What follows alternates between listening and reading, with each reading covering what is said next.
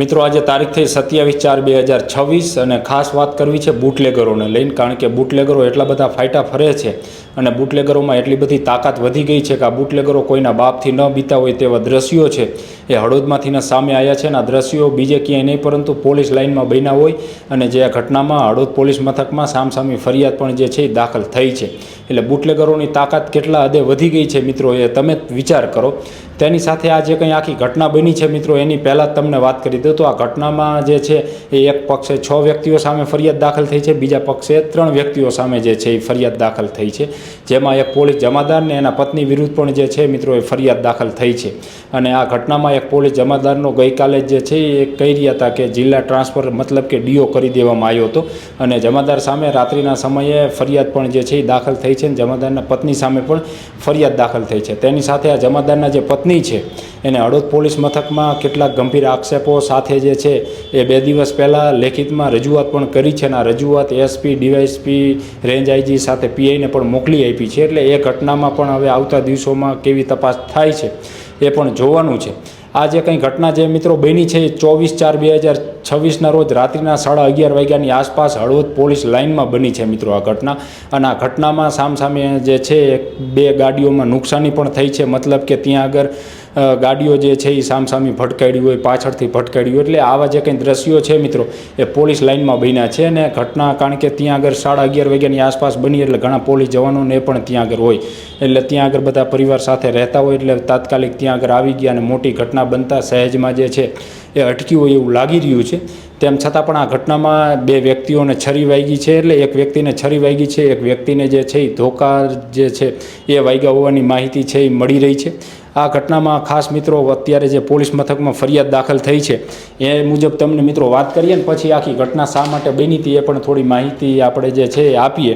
તો આ ઘટનામાં સદામભાઈ ગુલ મોહમ્મદભાઈ મિયાણા છે કે જેઓ ચરાડવા ગામે રહે છે કેટી મિલ પાછળ અને તેની સામે અગાઉ પણ ગુનાઓને દાખલ થયા હોય અને દારૂનો નેનો પણ વેપારને કરતા હોય એવા અગાઉ અનેક ગુનાઓ જે છે મિત્રો એની માથે દાખલ થયેલા છે, એટલે બુટલેગર છે આ મિત્રો એને આ ગુનો જે છે એ મેં હમણાં તમને કીધું એમ 24/4/2026ના રોજ બન્યો છે.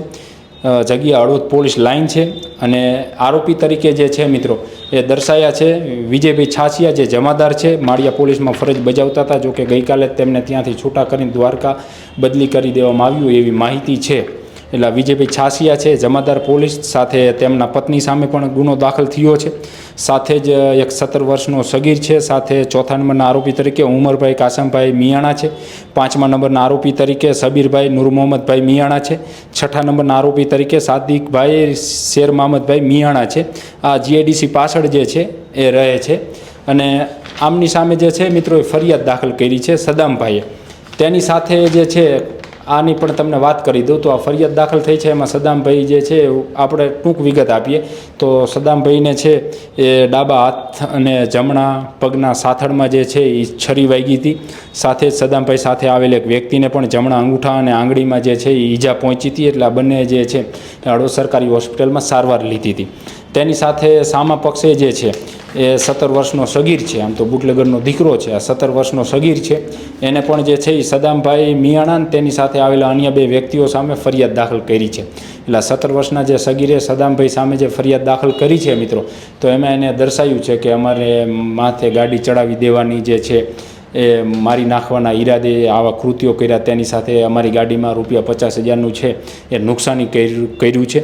તેની સાથે સદામભાઈએ જે ફરિયાદ પોલીસ મથકમાં આપી છે તો એને પણ એવું કીધું છે કે મારી ગાડી સાથે ભટકાડીને કર્યું, મારી ગાડીમાં ₹25,000ની નુકસાની કરી છે. તેની સાથે આ બંને જે છે એક બુટલેગર છે, એક બુટલેગરનો દીકરો છે, આ બંને સામસામી પોલીસ મથકમાં ફરિયાદ કરી છે અને આ ઘટનામાં પોલીસ જમાદાર અને એના પત્નીનું પણ આરોપી તરીકે નામ ઉમેરવામાં આવ્યું છે. તેની સાથે આ જ સદામ છે મિત્રો એની સામે 24 તારીખે હળવદ પોલીસ મથકમાં પીધેલાનો કેસ કરવામાં આવે છે. પૂરપાટ ઝડપે ગાડી ચલાવતો હોય અને પીધો હોય તેવી એની માથે જે છે એ એફઆઈઆર દાખલ કરવામાં આવે છે અને આ એમાં સ્થળ તરીકે 3 રસ્તા આપણું જોગણીમાનું મંદિર છે ત્યાં આગળ બતાવવામાં આવ્યું છે કે આ ત્યાં ઘટના બની હતી. અને આ ઘટના પણ જે બબાલ થઈ એ પણ 24 તારીખે થઈ હતી.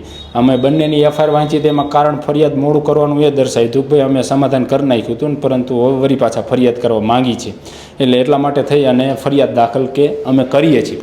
હવે મુદ્દાની વાત એ છે મિત્રો કે ઘટના આખી બને છે ક્યાંથી, કારણ કે પોલીસ જમાદારનો પણ આમાં ભોગ લેવાયો છે, મતલબ કે એને પણ આરોપી તરીકે બતાવવામાં આવ્યા છે, એના પત્નીને પણ બતાવવામાં આવ્યા છે અને બાકીના જે કંઈ વ્યક્તિઓ છે એને પણ બતાવવામાં આવ્યા છે. એટલે આખી ઘટના કઈ રીતના બની છે એ અમારી પાસે થોડીક માહિતી છે ને એફઆઈઆરને અમે વાંચી એટલે અમને જાણકારી મિત્રો મળી છે કે આ સદામ છે એનો એક ભત્રીજો થોડા સમય પહેલાં દારૂમાં પકડે છે. હળવદ પોલીસ જ એને દારૂમાં પકડી લે છે, હળવદ પોલીસ સ્ટેશને લઈ આવે છે, એની સામે કાર્યવાહીને કરે છે.